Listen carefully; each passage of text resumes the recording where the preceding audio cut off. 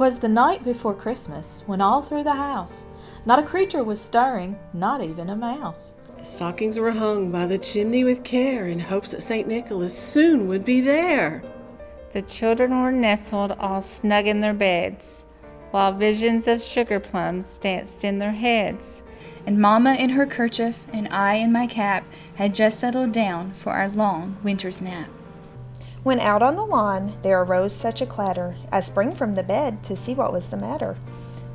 Away to the window I flew like a flash, tore open the shutters and threw up the sash. The moon on the breast of the new fallen snow gave the luster of midday to objects below, when what to my wondering eyes should appear but a miniature sleigh and 8 tiny reindeer, with a little old driver so lively and quick, I knew in a moment it must be St. Nick. More rapid than eagles and coursers they came, and he whistled and shouted and called them by name. Now Dasher, now Dancer, now Prancer and Vixen, on Comet, on Cupid, on Donner and Blitzen. To the top of the porch, to the top of the wall, now dash away, dash away, dash away all.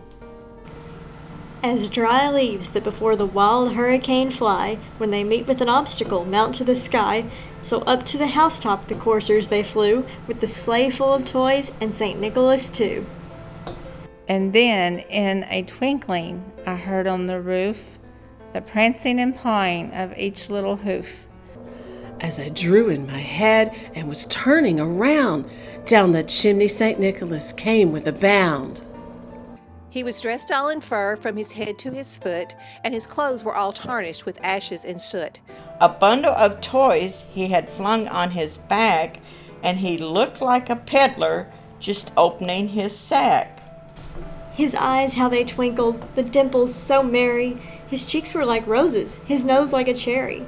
His droll little mouth was drawn up like a bow, and the beard of his chin was as white as the snow. The stump of a pipe he held tight in his teeth, and the smoke it encircled his head like a wreath. He had a broad face and a little round belly that shook when he laughed like a bow full of jelly. He was chubby and plump, a right jolly old elf, and I laughed when I saw him in spite of myself.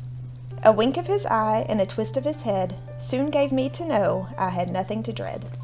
He spoke not a word, but went straight to his work, and filled all the stockings, then turned with a jerk, and laying his finger aside of his nose, and giving a nod, up the chimney he rose.